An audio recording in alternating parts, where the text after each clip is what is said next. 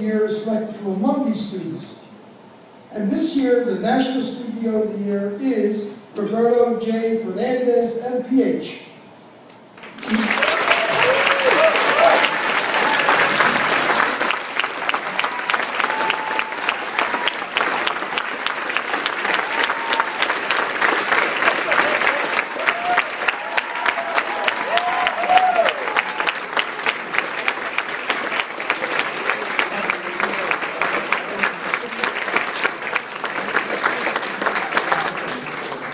Now you're going to watch him blush as I go through his accolades. That's why I wanted to come up. As a dean, we love to catch our students.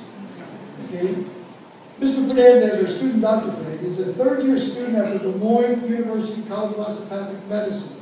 He currently serves as the National Legislative Affairs Representative for the Council of Osteopathic Student Government Presidents, the National Student Representative to the AOA, Council on Osteopathic Postgraduate Training Institutes, the OPTIs, or COPTIs.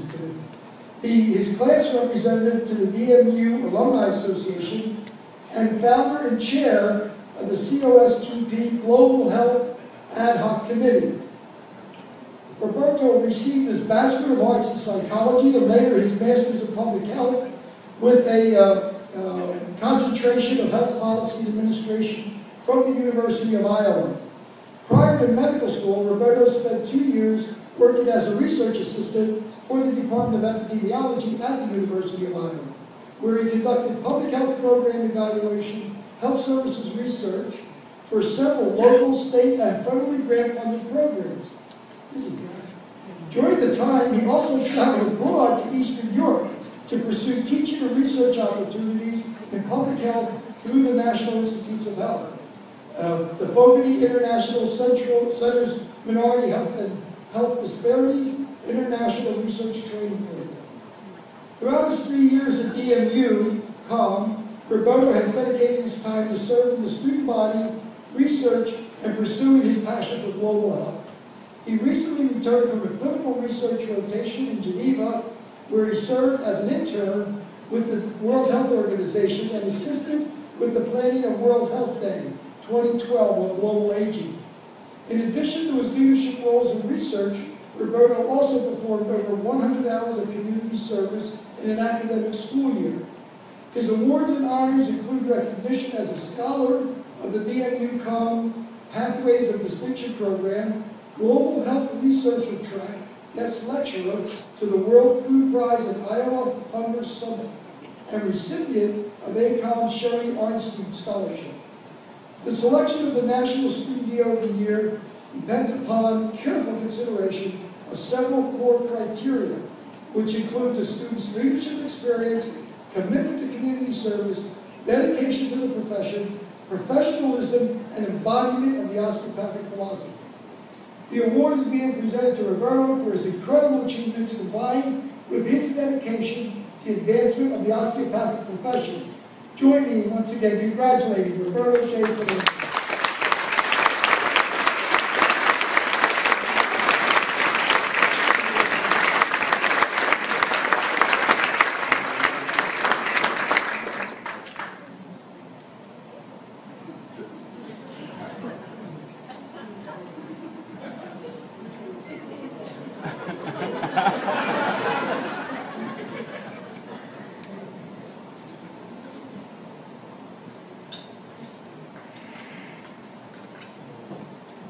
So those of you that know me know that I like to talk a lot.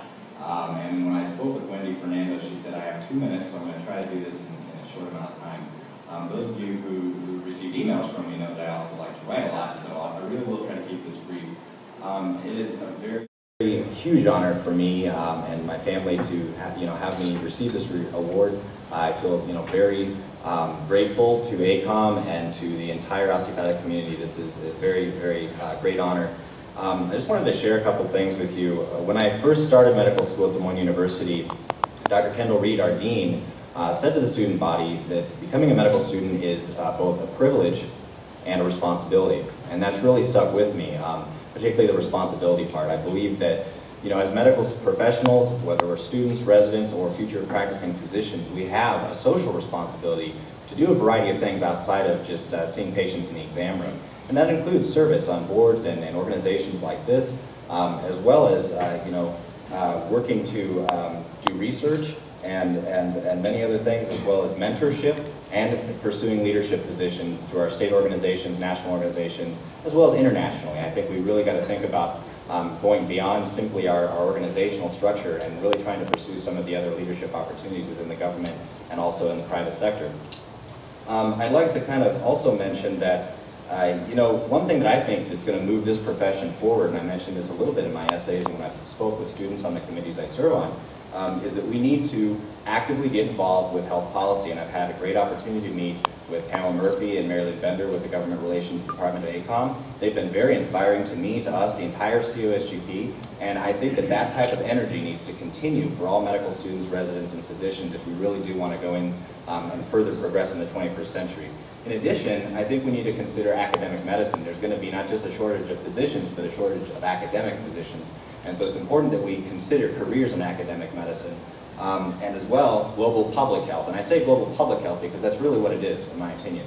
And global health is something that affects everybody, and there's all sorts of reasons for why we should be interested in global health. And global health is in our backyard. I mean that to include everything from low, middle, and high-income countries, underserved populations both within the United States and in India, Bangladesh, Morocco, what have you. I would also say that interprofessionalism is what we've been talking about a lot of this meeting, as well as prevention.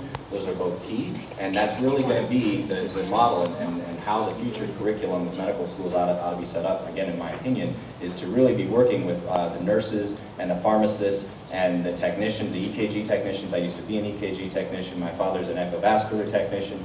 So, working with the allied health professions, not simply in our silos of medicine, and as well as public health practitioners like Dr. Carmona, the 17th U.S. Surgeon General, said at the opening ceremony, we are much more than just in our little silos. We have to be public health practitioners as well. I completely agree with that. I'd also just like to end with thanking a variety of people, so I'll just go through the list. I want to first thank all of the excellent faculty, professors, deans, administrators, students, and mentors that I've had at Des Moines University College of Osteopathic Medicine. It's been an amazing experience so far. I'm glad I chose that school, although I've had an opportunity to work with students and physicians from a variety of the other comms, and all of them seem to be amazing. So it's a great profession, and it feels like a family.